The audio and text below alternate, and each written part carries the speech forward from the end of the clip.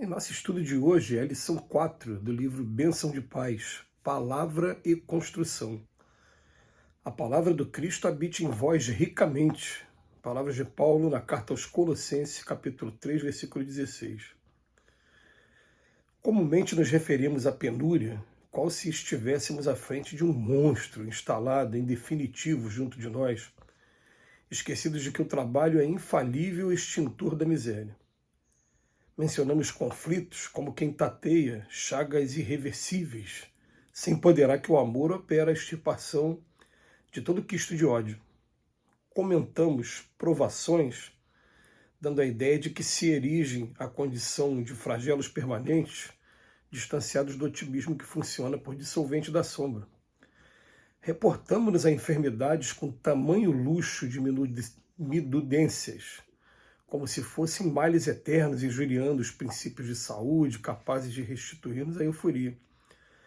Destacamos a parte menos feliz dos semelhantes com tanto empenho que fornecemos a impressão de rentear com seres irremissivelmente condenados às trevas, ausentando-nos do bem à luz, do qual todos nos redimiremos um dia.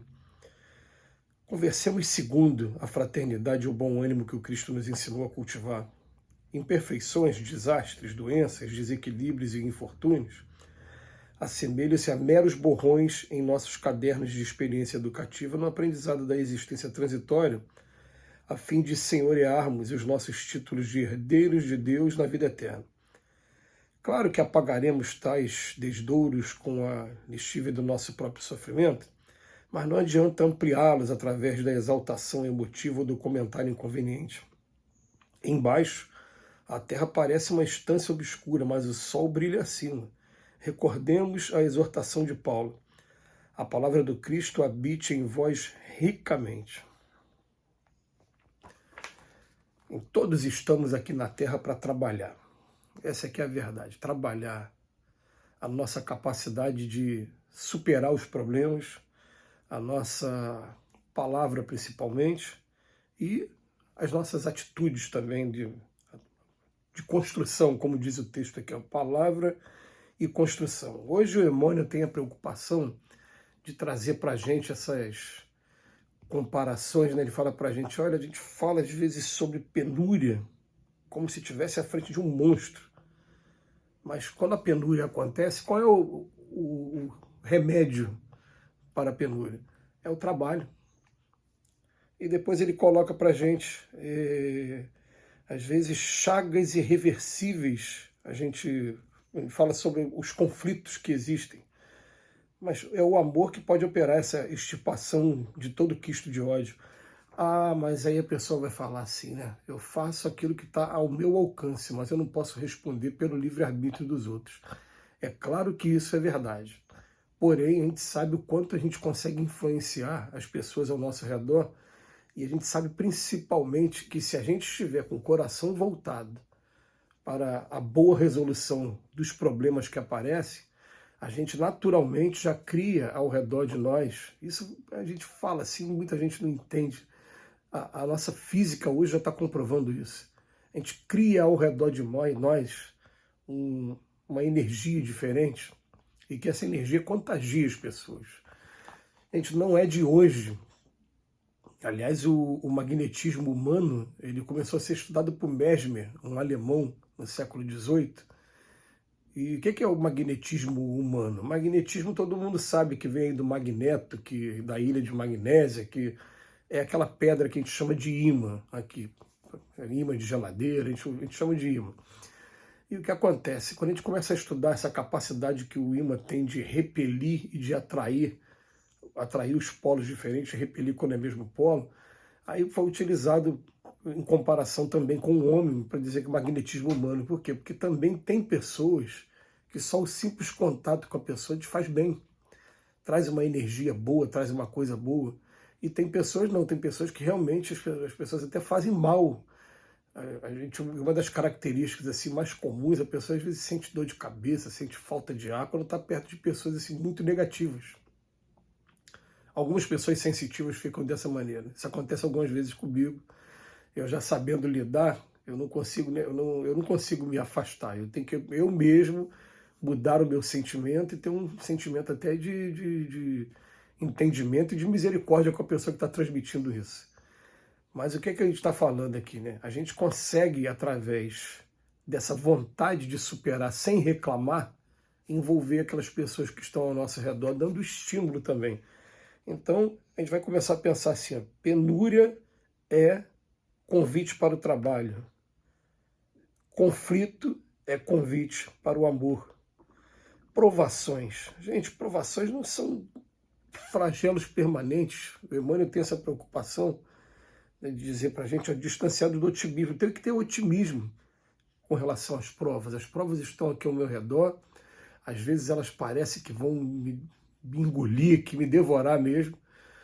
A gente para, a gente pensa, a gente respira, e isso tem acontecido muito comigo. Daqui a pouco vem aquela mensagem falando, ó, você não está sozinho, não. Aproveita essa oportunidade que você está tendo dos seus amigos que você não está vendo e também dos amigos que você está vendo. E a gente para, a gente agradece, que a gente fica às vezes reclamando demais, né? Mas realmente a gente está tendo ajuda. E esse otimismo vai ajudar a gente a vencer essas provações, porque é interessante, né? Conforme a gente vai lapidando uma coisa, por exemplo, eu estou terminando de lixar alguma coisa, sou um pedreiro.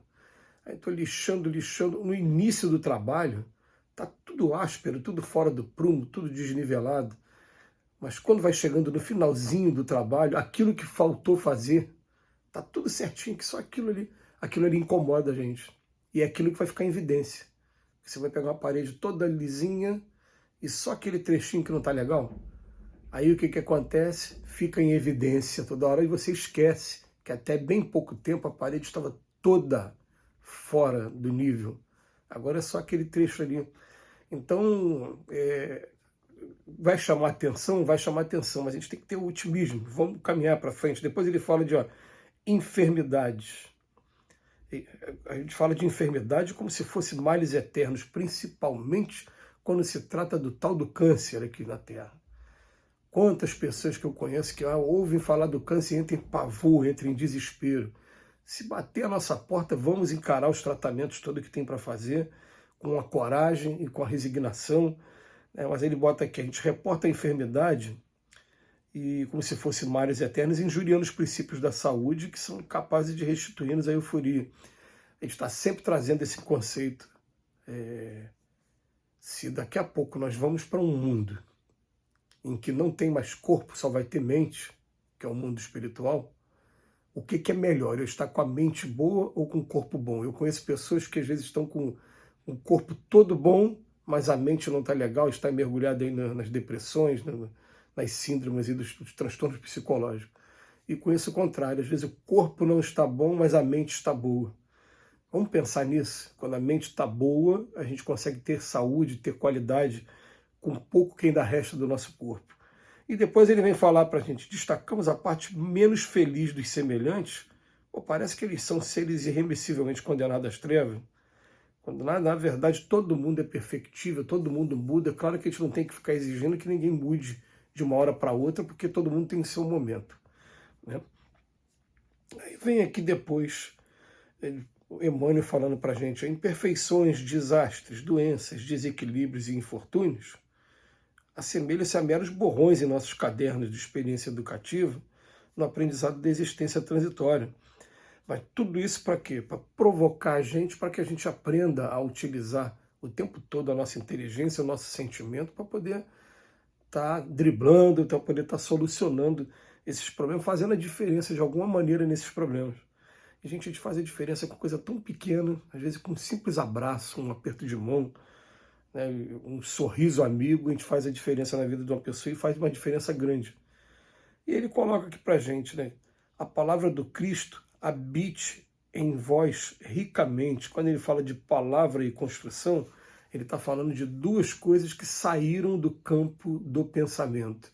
Entraram no campo da palavra e também da ação, que é quando ele vem falar da construção. E é o que a gente precisa estar exercitando e precisa estar compreendendo esses convites que a vida vem trazendo para que a gente se torne instrumentos e que a gente possa estar exercitando e fazendo a diferença na vida das pessoas. Que Jesus nos abençoe hoje e sempre.